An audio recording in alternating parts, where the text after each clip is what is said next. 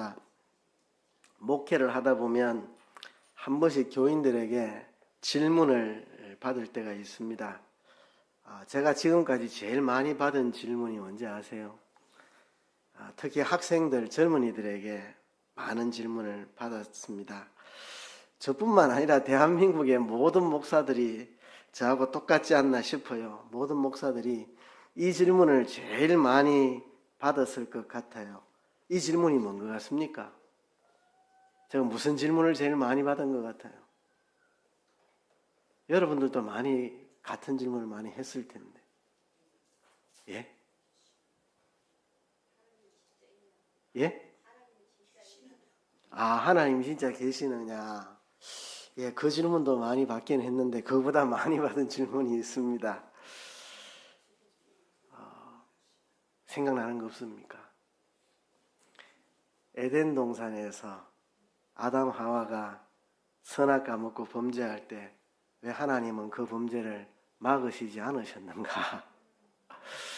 어릴 때부터 교회 가면 선후배들이 그 질문을 던지고 목사님과의 대화, 전도사님과의 대화 있으면 너도 나도 할 것 없이 그 질문을 던지고 어디 가나 항상 나오는 질문.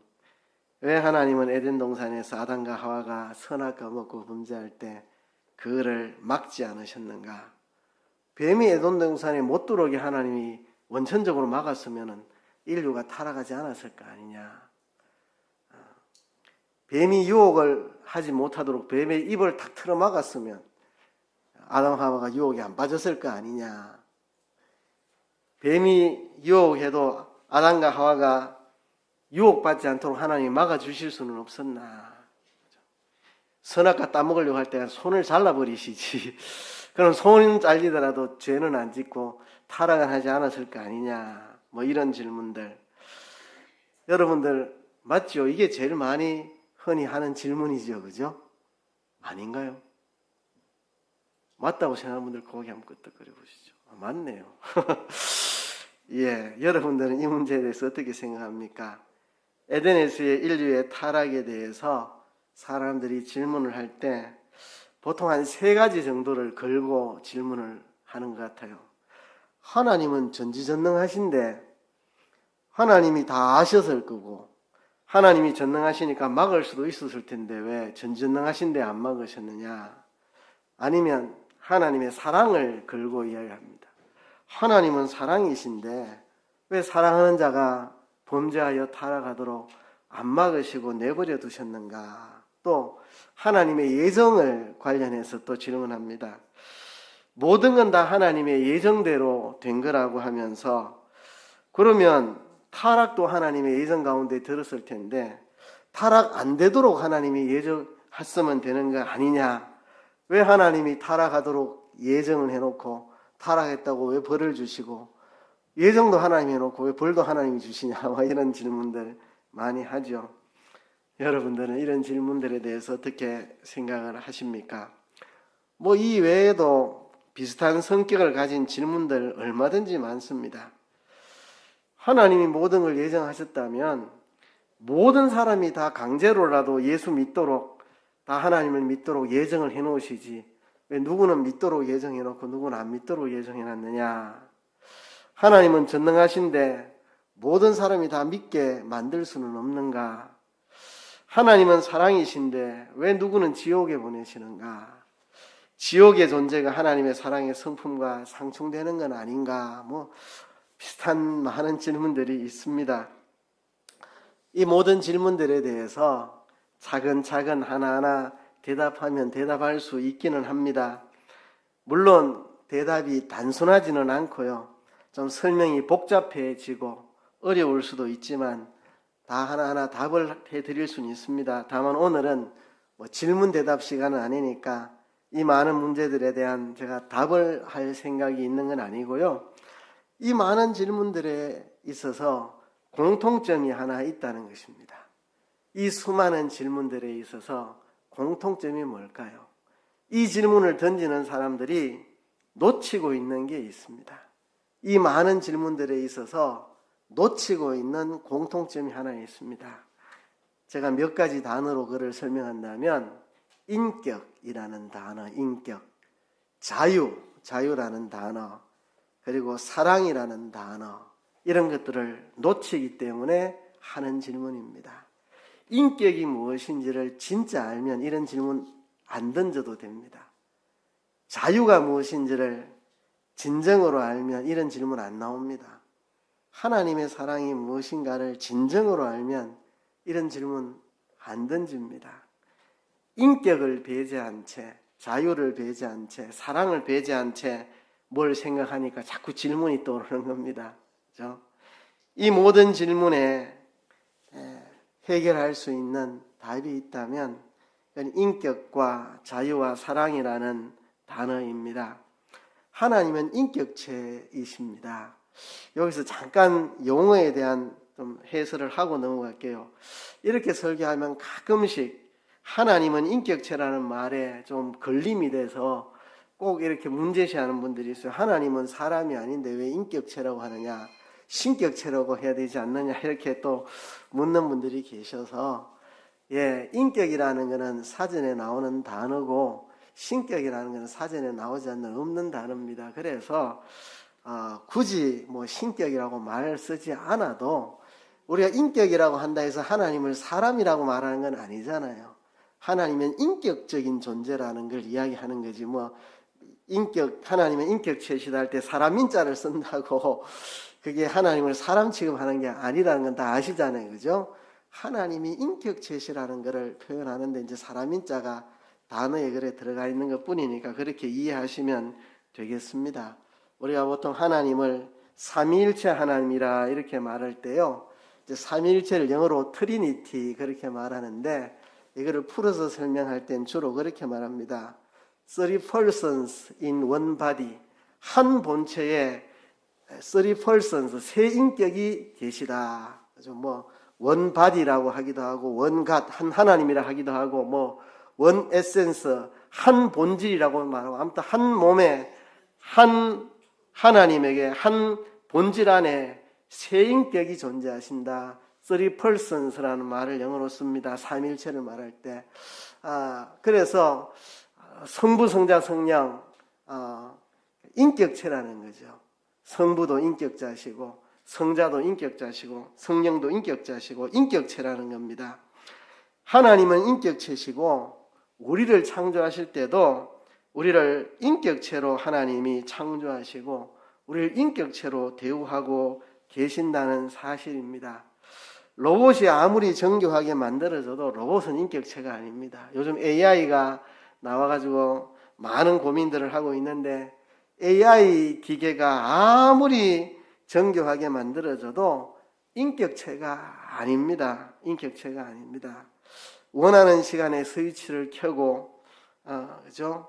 말하는 속도를 조절하고, 느리게도 만들고 빠르게도 만들고, 정보를 사람이 집어넣은 대로 반응을 일으키는 기계지, 로봇이 AI가 인격체가 아닙니다. 하나님은 인격체시고 우리를 하나님의 형상대로 인격체로 만드셨습니다. 인간의 존엄은 여기에 있습니다. 하나님의 형상대로 만들어진 인격체라는데 인간의 존엄이 있습니다. 인격체라는 말이 성립하려면 자유의지가 있어야 됩니다. 자유의지가 없으면 인격체가 아닙니다. 로봇은 자유의지가 없습니다. 스위치 켜면 움직이고 끄면 멈추고, 사람이 프로그램을 집어넣어놓은 대로 프로그램 따라 움직이지 자유의지를 갖고 있지 않습니다. AI도 데이터를 수집해 넣은 대로 반응하는 것이지 AI도 자유의지를 가지고 있지 않습니다. 아주 정교하게 만들어져서 마치 자유의지가 있는 것처럼 이렇게 표시를 하는 것뿐이지 그 안에 자유의지가 있지는 않습니다. 옛날에 영화를 한 편 봤는데요. 제가 정확한 제목이 기억 안 나는데 터미네이터 시리즈 중에 한 편으로 기억을 하는데요. 이 터미네이터라는 영화가 인간과 AI 기계와의 이 전쟁을 다룬 게 터미네이터라는 영화잖아요. 거기에 보면 이제 AI 기계들과 인간들이 싸우는데 AI 기계가 묘수를 냅니다. 진짜 사람을 기계 인간으로 개조를 시켜가지고 기계를 몸에 삽입해서 기계 인간을 만들어서 프로그램을 다 집어넣어가지고 사람인데 절반은 기계고, 그래서 프로그램된 대로 움직이는 사람을 만들어서 인간 세계로 침투를 시켜서 인간이지만 기계고, 그래서 프로그램된 대로 기계의 인간들을, 기계를 위해서 인간들을 파괴하는 데 이제 사용하려고 했는데, 결국 자유의지가 발동을 해서 기계가 프로그램해 놓은 대로 움직이지 않고 자유의지를 가지고, 나는 인간이다, 내가 기계 이 문명에 이용돼서는 안 되겠다, 내가 인간들을 보호해야 되겠다, 자유의지가 살아나가지고 아무리 기계가 사람에게 프로그래밍을 해놔도 자유의지를 꺾지 못하고 스스로의 의지를 가지고 사람을 위해서 싸우는 그런 영화 보면서 참 좋은 모티브를 삼은 것 같다. 지금 로봇이 등장하고 AI가 등장하는 이 시대에 인간과 AI가 뭐가 다르냐, 인간과 기계가 뭐가 다르냐, 인간은 하나님의 형상대로 지어진 인격체, 자유의지를 가진 존재다. 우리의 존엄성을 우리가 잃지 않아야 합니다. 그래서 오늘 본문에도 보면 이런 본문들을 읽다 보면 이 우리의 구원이 왜 이렇게 복잡하나, 좀 단순하고 쉽게 하면 안 되나. 예수님 피로 십자가의 보혈로 죄 씻음 받았다 해놓고 또 우리가 죄인이라는 것을 고백하고 내가 죄 없다 하면 그는 하나님을 거짓말하는 자로 만드는 것이다 이래 말하고, 왜 이렇게 이 신앙이 복잡하고 어려운가. 그죠? 예수 믿으면 과거 현재 미래의 죄가 다 씻음 받았다 해놓고 또 우리의 죄를 자복하라 또 그래 말하고, 그죠? 왜 이렇게 우리의 구원이 복잡한가? 그냥 하나님은 그냥 십자가에서 일방적으로 다 혼자 해버리고 끝나면 좋은데, 또 우리에게 책임을 요구하고 우리의 의지를 요구하고 우리가 날마다 죄를 회개할 것을 요구하고, 또 하나님께서 우리를 설득하고 또 우리에게 하나님께서 요구하고 부탁하고, 왜 이렇게 신앙세계가 단순하지 않고 왜 이렇게 신앙세계가 복잡한가. 6절이나 8절이나 10절이나 그 말이 그 말 같은데, 또 이상호 목사 설교 들어보니까 6절, 8절, 10절이 좀 다른 이야기 같고 다 비슷한 말 같은데, 6절은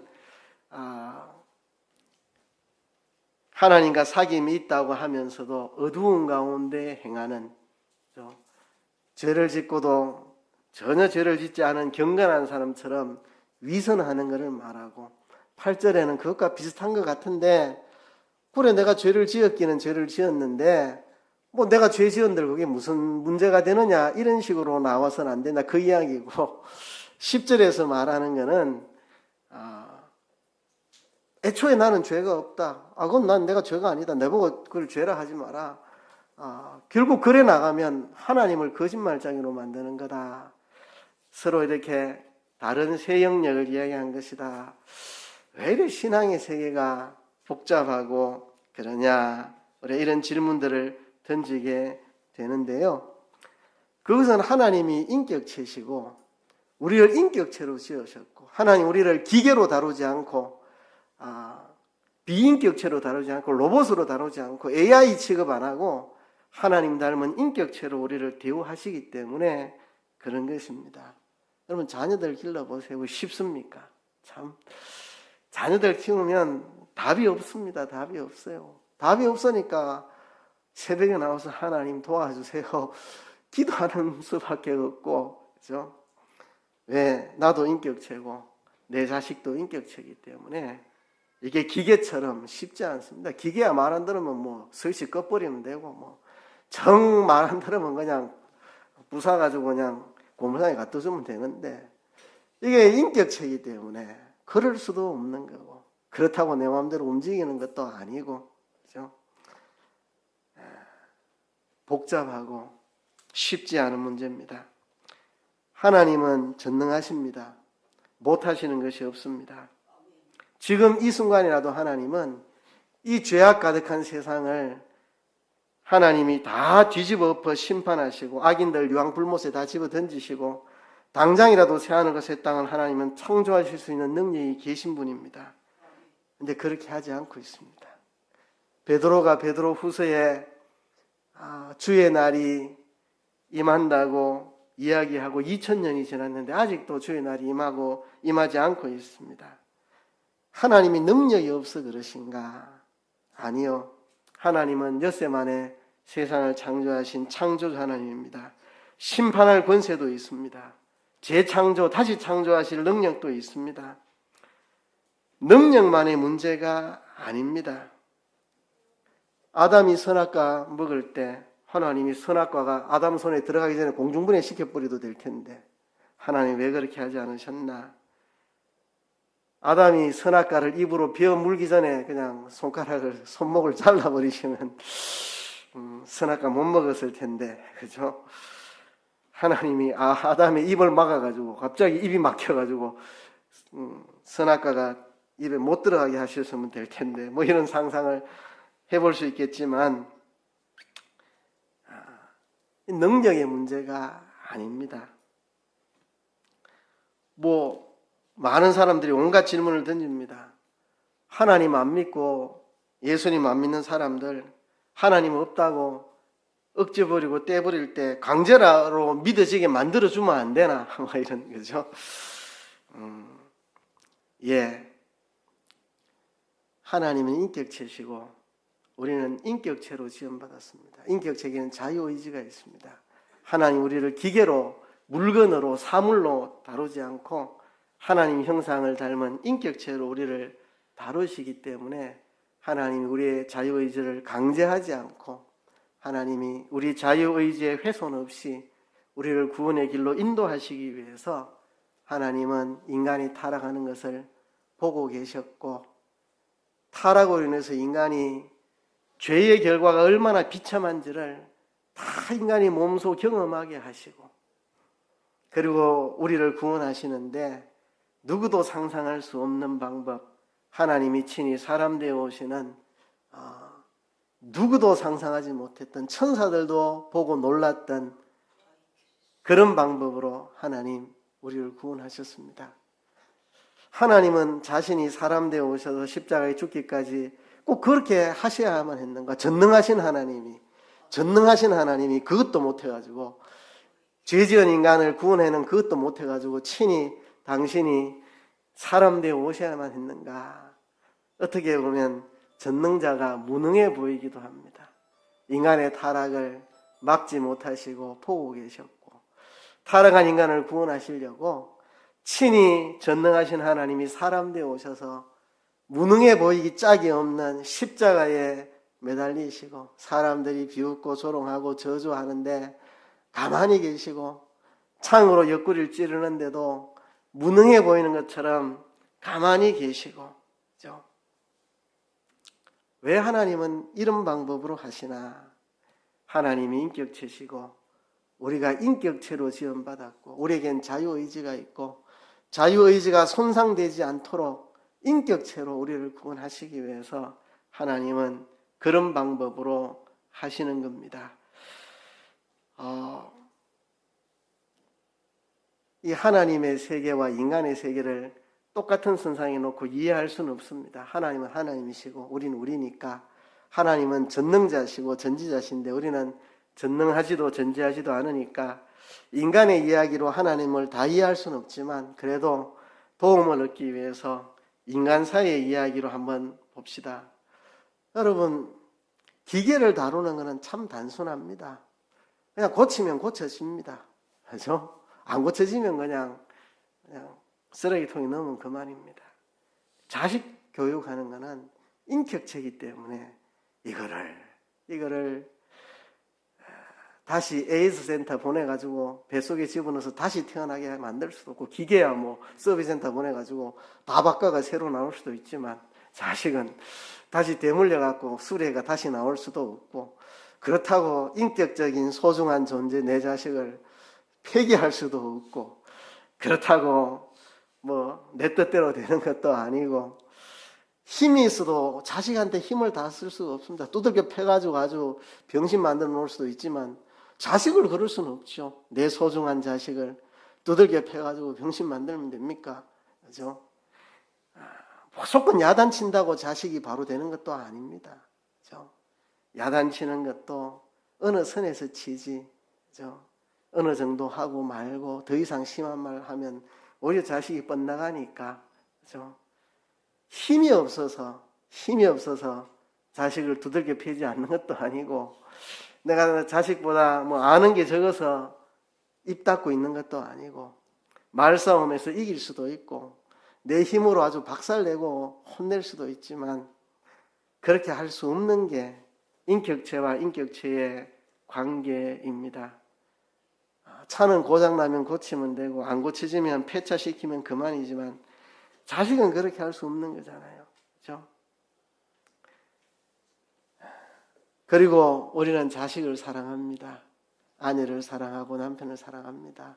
우리 부모님을 사랑하고 우리 성도들을 사랑합니다. 그래서 힘으로 능력으로 찍어 눌러서 되는 게 아닙니다. 진정 사랑으로 상대방을 세워주기 위해서 기다려야 되고 참아야 되고 꼴을 봐줘야 되고, 때로는 눈물을 흘리며 호소를 하고 빌어야 되고, 때로는 인내해야 되고, 그런 것이 인격체와의 관계고, 이게 그렇게 쉽게 되는 일이 아닙니다. 사회에 나가면 큰 회사의 중력이 돼가지고 부하 직원들이 자기의 눈을 살펴보면서 눈치 보고 말 한마디만 해도 전부 설설기면서 알겠습니다 이러는데, 정작 집에 오면 자기 아들이 밤새 게임하는데 어떻게 할 방법이 없습니다. 야단쳐도 안 되고 설득해도 안 되고, 회사 나가면은 말 한마디도 다 통하는데, 그죠? 큰 회사의 CEO가 되면 뭐 회사 가면 말 한마디로 다 되는데, 집에 오면 그놈의 자식은 회사 CEO고 뭐고 하네. 안 됩니다. 안 돼요. 그죠? 그런 게 인간 사이의 인격체 사이의 일입니다. 그죠? 어떻게 할 수 없는, 눈에 넣어도 안 아픈 딸, 이 딸이 엄마 속을 뒤집어 엎는데 제발 그 길로 가지 말라고 애원하는 것밖에 다른 방법이 없는, 힘으로 능으로 되지 않는 일이 많습니다. 하나님이 전능하신데 왜 아담의 타락을 막지 않으셨나요? 왜 하나님 당장 다 모든 사람 다 동시에 믿게 만들어 버리지 왜 그걸 못하십니까? 예, 하나님 인격체시고 우리를 인격자로 만드셨고, 우리를 기계처럼 동물처럼 진성처럼 다루지 않으시고 인격체로 우리의 자유의지를 손상하지 않고, 하나님은 사랑으로 우리를 세우시기 위해서 그렇게 하시는 겁니다. 바로 여기에 전능하신 하나님의 무능해 보이는 놀라운 면모가 있습니다. 어떻게 보면 전능하신 하나님의 무능한 모습같이 보이지만 그 속에서 하나님의 놀라운 인격과 놀라운 사랑과 위대한 성품을 그 속에서 발견합니다. 우리를 AI 기계처럼 다루지 않고 인격체로 창조하시고 우리를 인격체로 관계하시고, 아담 하와가 자유의지로 선악과를 먹을 때 보고 계셨던 그 하나님, 그렇게 무능해 보이는 그 하나님, 그 전능하신 하나님이 하나님의 자녀된 우리의 인격을 손상하지 않고 자유의지를 뭉개지 않고 우리를 구원하시기 위해서 친히 무능해 보이게 사람의 모습으로 오셔서 사람이 되셔서 체포되시고 매맞으시고 침뱉음 받으시고 조롱당하시고 십자가에 죽기까지 하신 참 전능자의 무능한 모습 같은 그런 모습. 그래서 십자가가 유대인에게는 거리끼는 것이고 헬라인에게는 미련한 것이지만, 십자가는 구원 얻는 우리에게는 하나님의 능력이 된다고 로마서는 말하고 있습니다. 전능하신 하나님이고 죽음이 근처도 올 수 없는 생명의 주께서 스스로 십자가에 달리셨습니다. 천지를 창조하시기 전부터 아버지와 함께 계셨던 영화로우신 분이 천지를 창조하실 때 아버지와 함께 천지를 말씀으로 창조하신 그분이 우리를 위해서 십자가에 못 박히셨습니다.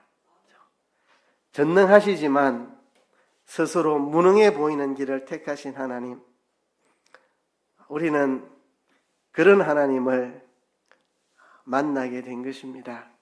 하나님의 미련한 것이 세상의 지혜로운 것보다 더 지혜롭다고 말했습니다. 이게 하나님의 사랑입니다. 우리를 기계로 만들지 않고 자유의지를 가진 인격체로 하나님과 똑같이 하나님이 인격체이시듯 우리도 인격체로 만들어서 우리를 인격체로 상대해 주시고 우리를 하나님의 자녀 삼아 주시고 하나님과 영원토록 아버지와 아들의 관계로 친밀한 사귐을 나누는 그런 존재로 만들기 위해서 하나님은 그렇게 한없이 기다리시고 한없이 지켜보고 계시고 참 무능해 보이는 것처럼 많은 사람들이 질문합니다. 왜 일본에 태풍 저런 피해가 나는데 하나님은 저거 못 막습니까? 왜 우크라이나 전쟁에 저렇게 많이 죽는데 하나님은 전쟁도 못 막습니까? 예. 우리가 다 알 수 없죠. 다 알 수 없지만 이게 하나님의 지혜고 하나님의 능력입니다. 인격체인 우리를 자유의지를 손상하지 않고 하나님의 자녀로 만들어가는 과정 속에 일어나는 일들입니다. 기계 같으면 쉽죠. 우리가 인격체가 아니라면 하나님의 사랑이 아니라면 자유의지가 아니라면 세상은 이렇게 오래 지속될 이유도 없습니다. 인간이 범죄하자마자 하나님 심판하시고 세상 끝내버리고 그냥 치워버리면 되지 뭐 지옥 보낼 자 다 지옥 보내버리고 뭐 인간이 죄 짓자마자 전부 너그는 멸망이다 죽여버리고 끝내버리면 되지 뭐. 그런데 하나님은 사랑이시고 우리를 인격체로 지으셨고 자유의지를 주셨고 우리를 인격체로 대하시고 자유의지가 손상되지 않는 범위 안에서 우리를 하나님의 자녀로 세우시고 하나님을 닮아가게 하시려고 하나님은 그 많은 세월을 보내셨고 그 많은 여러 가지 과정들을 하나님은 겪으셨습니다. 그래서 모든 게 복잡합니다. 역사도 복잡하고 우리 구원 이루는 것도 참 복잡합니다. 기본구원도 있고 성화구원도 있고 과거 현재 미래 죄 다 씻음받다 해놓고 또 자기가 죄 없다 하면 그건 하나님을 거짓말하는 자로 만드는 거다. 우리가 자기 죄를 자백해야 된다 말하고 그런 것입니다. 우리를 인격체로 대우하시기에 그런 겁니다. 때로는 설득하시고 때로는 용납하시고 때로는 기다리시고 이것이 인격과 인격 간의 사랑의 모습입니다. 하나님은 왜 선악과문을 아담의 팔을 부러뜨리지 않으셨는가? 강제로 우리 모두를 예수 믿게 만들지 않으시는가? 하나님이 무능하신가? 우리가 그런 질문을 던진다는 것은 인격이 무엇인지 자유의지가 무엇인지 하나님의 참사랑이 무엇인지를 몰라서 우리가 그런 질문을 던지는 겁니다.